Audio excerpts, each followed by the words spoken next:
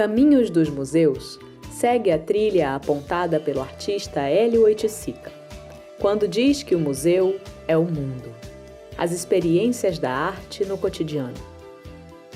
Nesse caminhar, aprendemos também que o museu é um espaço de memória, história e de querer saber mais. E o que nós queremos saber é se o museu pode ser um espaço democrático, convidativo na produção e partilha do conhecimento. Por isso, reconhecemos o museu também nos espaços alternativos, como os estúdios, ateliês e pequenas galerias. Transformando, tempo, espaço, navegando todos os sentidos, pães de açúcar, corcovados.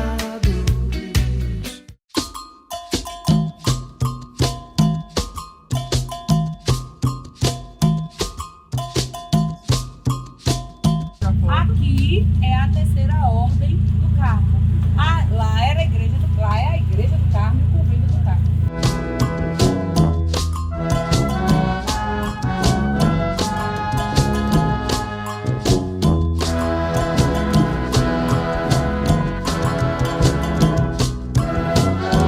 Esse trecho do túnel, no Museu da Terceira Ordem do Carmo, dava acesso a outras partes do centro histórico. Além disso, há aqui uma senzala, com acesso à Baixa dos Sapateiros pelos fundos. São imagens que não nos deixam esquecer o papel da igreja no processo de colonização e na escravização da população negra, que durou, oficialmente, quase 4 séculos em nosso país.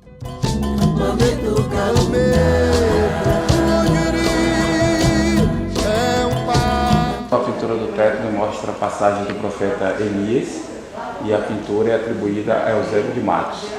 Fala-se que também essa mesa é onde foi assinada a rendição dos holandeses em 1625. O homem cosmopolita é orixá, seja daqui ou de qualquer lugar, seja daqui ou de qualquer lugar. Na onda do mar sagrado eu vou me banhar. Na onda do mar sagrado. A igreja ficou fechada 20 anos, quando foi em 2014 ela começou uma reforma que terminou em 2018. Na onda do mar sagrado, na meduca lunar. Ó mãe,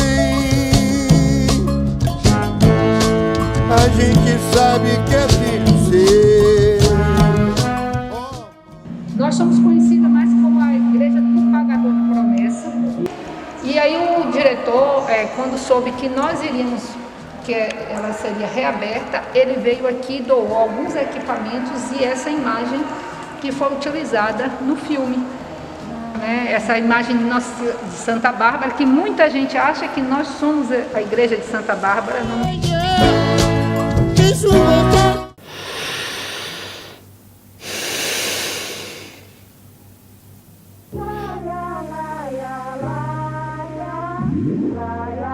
Francisco Manuel das Chagas esculpiu em madeira uma das obras barrocas mais importantes da América Latina, Senhor Morto. Há mais de 300 anos, a obra de Chagas deixa a Terceira Ordem do Carmo e sai às ruas em procissão, performatizando junto ao público a cena de um museu vivo e itinerante. Se for pra crer, não tem.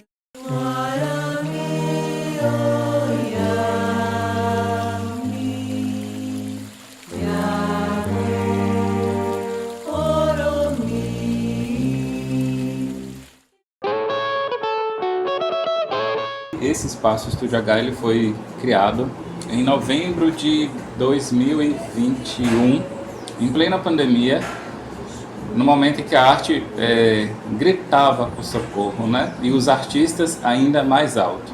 De tempos em tempos a gente lança exposições com temas variados, né? E aqui eu acolho, eu enquanto curador, enquanto receptor dessas pessoas, estão começando, e artistas veteranos também, ambos que não têm oportunidade no mercado de arte visual de Salvador, quando a gente trata de galeria, de museu, esse tipo de instrumento maior, né? Quem guia? Oxalá quem te mandou. Solar Santo Antônio também seria um pouquinho pretensioso, mas queria um pouquinho identificar, singularizar o espaço. Então eu resolvi assumir esta palavra de solar. Casa Museu é porque o Ministério da Cultura declarou a minha casa como Casa Museu em 2008, sendo a gestão do Gilberto Gil. Então é um museu que não é museu, porque é mais um bazar, está sempre desarrumado, mas é um museu vivido. Me afasta de todo mal, para raio, bete branca, açapê. Eu comecei a colecionar quando tinha 17 anos. Bete branca, açapê, abre caminho, bate o li, foi em uma quarta-feira, saí pra te procurar. E depois de montar o bioma, eu vi que eram sempre símbolos de luz. Aqui são lâmpadas, aqui o sol e lá embaixo são estrelas. Será que sempre o símbolo da luz, não é? A cidade é grande, as pessoas muitas, e eu por aí, sem te encontrar, vou pedir a... Eu nasci em Marrocos, não é? Minha mãe me levou a umas ruínas romanas, não é? Que eu me interessava muito as ruínas, não é? Mas falei assim com o pé e encontrei uma moeda romana, que eu tenho aqui ainda. E aí minha mãe diz, você comprou uma moeda romana, você sabe que isso é uma peça de museu. O que é um museu? Quando voltamos para casa, morávamos em Casablanca naquela época, tinha um quarto vazio dentro da casa. Resolvi fazer um museu. Então botei no chão, botei a minha moeda, algumas coisas, brinquedos, livro, alguma coisa. E fiz meu primeiro museu aos 5 anos.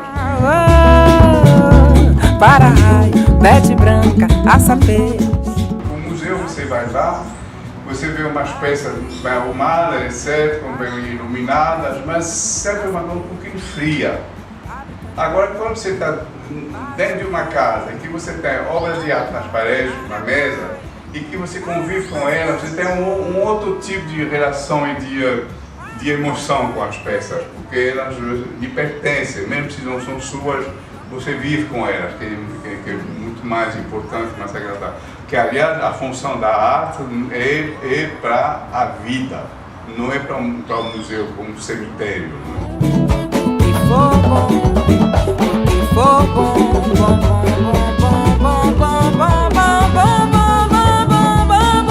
Além da questão de mostrar a obra do artista, né, colocar o artista na pauta, colocar o artista nas redes, a gente também dá orientação de como conduzir isso aí. Através de quê? Através de uma assessoria. Porque quando você vem expor aqui, você precisa ter um mínimo justificativa para aquela obra, uma mini biografia, uma fotografia com um plano específico, um objetivo para aquela obra e, mais do que tudo, um histórico daquela criação. Cadê você? A cidade é grande, as pessoas... O nome curador já diz curar.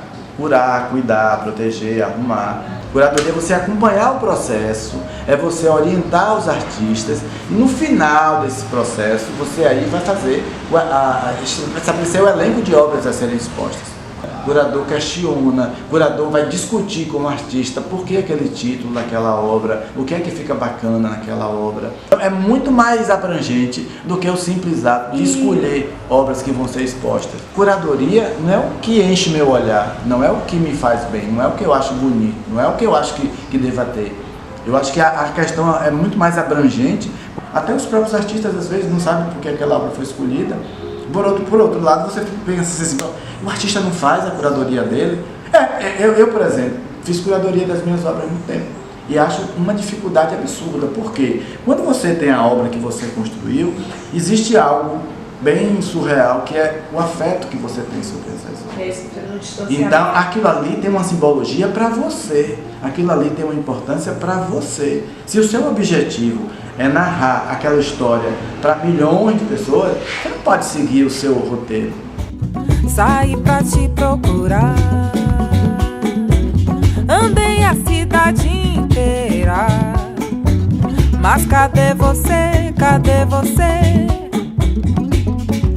A cidade é grande, as pessoas muitas, e eu por aí, sem te encontrar, vou pedir a Oxalá